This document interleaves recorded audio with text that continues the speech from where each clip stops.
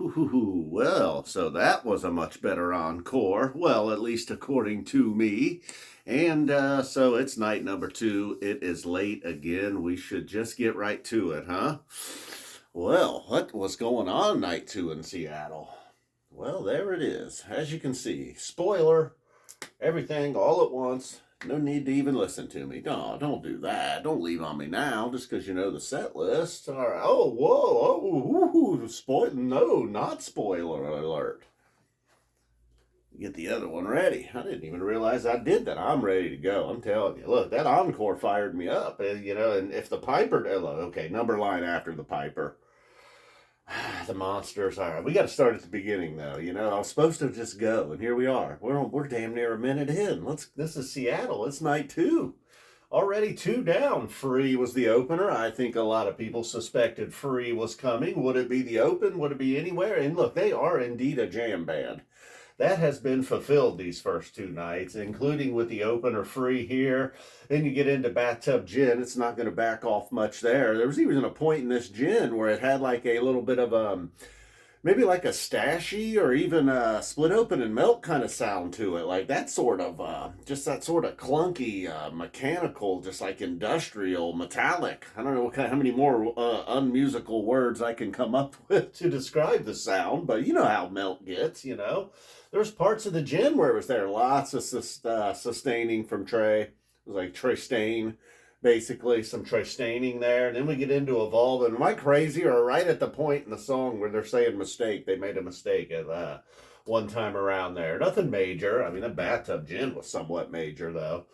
But it wasn't, and we didn't get the four in a row that just kept building and building. We took a quick trip into Evolve here, then we got into one. The Stash was probably my favorite of the first set, and then it had this like sort of, a lot of songs had a little bit of a darker tone tonight when they made a change, or when they got into the jam a little bit. It wasn't all just build, peak, boom, hit the lights, let's go. I mean, there was some of that. There was a little bit of that, of course. Walls of the Cave. Looking at you there. So okay, they didn't nail the set closers tonight. That we got a very big surprise again right here at this point in the first set. It was almost like a 007 kind of thing going on in the Stash at one point. Then we get so that one was my favorite there. The Free and Gin were nice. Gin very much. And then Pebbles and Marbles. Last night, if I could, a welcome surprise. Tonight we get Pebbles and Marbles in that spot. So let's keep that trend coming. We'll take a nice bust out right there at that point.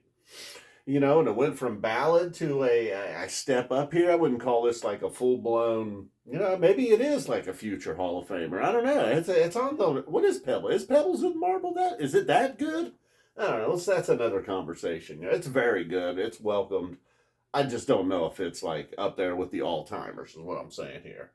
But maybe tomorrow, that's really where I'm getting at. Maybe tomorrow's bust out will be, what is an all-timer? A foam or something, We'll see. All right, Farmhouse, okay.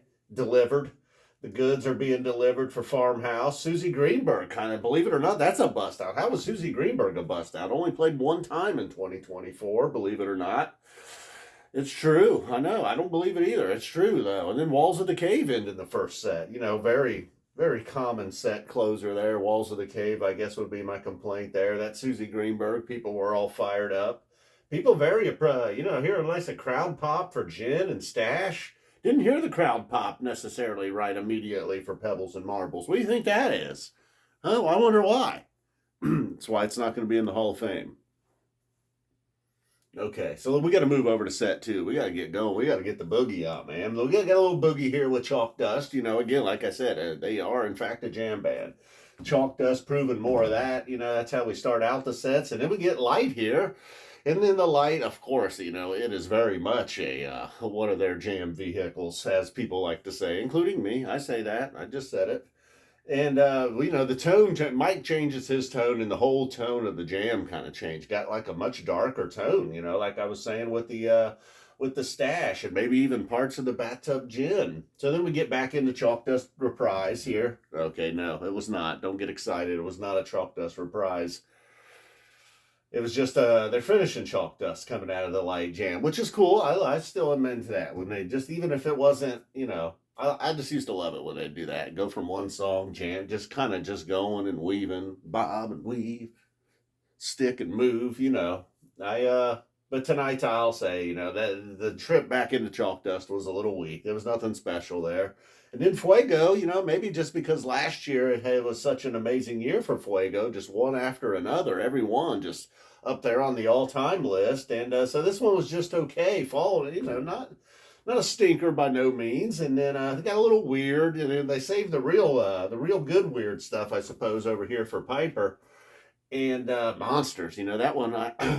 There's times when a song like that maybe I wouldn't like, but boy, I love that one. And this one just felt really great right there in between the Piper and Fuego. It's like it's calming down, but it's still I don't know, man. The way just Trey's tone on that one, playing it so smoothly. The vocals are good. Almost there's a point tonight though. I don't know why. Just out of nowhere, I started feeling like, man, this just seemed like it was something from Rocky Four. I don't know what the scene was in the movie where I was feeling that, but I don't know. I don't know. An old Rocky Four. I don't know if it was a great film or not. Piper was pretty great though. Maybe there are a lot of great Pipers on the books. But this one got a little weird and trippy, of course. Didn't it? Wasn't just a let's step on the gas and go Piper all the way through. Then we come through here with Numberline. And now, what was the encore? Do you know? Have you been waiting this whole time? Sitting through all this crap just to find out they played? Oh, watch your knee. People are trying to sleep around here. That's right. None other than Sleeping Monkey for Paige McConnell, of course, and people there in Seattle. There was at least one person that was dying to hear Sleeping Monkey, I'm sure. Oh, they weren't done, though. They were not done. In fact, speaking of 2024 greats, Theme from the Bottom last night. Okay, we weren't. Yeah, we were. We talked about it with Fuego. Old Fago. You know what's coming, right? We're talking about greats from last year. You should already know what's coming. Call yourself a fan.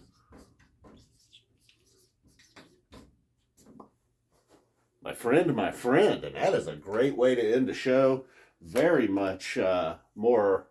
I mean, look, the Sleeping Monkey, it's fun and games. Let's get down to business for my friend. It was late. They didn't have time to really go all out. Same thing. Maybe 25, it's not going to be their year. Maybe they peaked last year.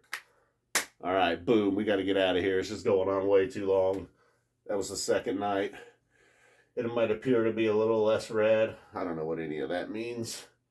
Yeah, I do. Not telling you, though. Boom, we're out of here. Love you guys. Thank you for watching.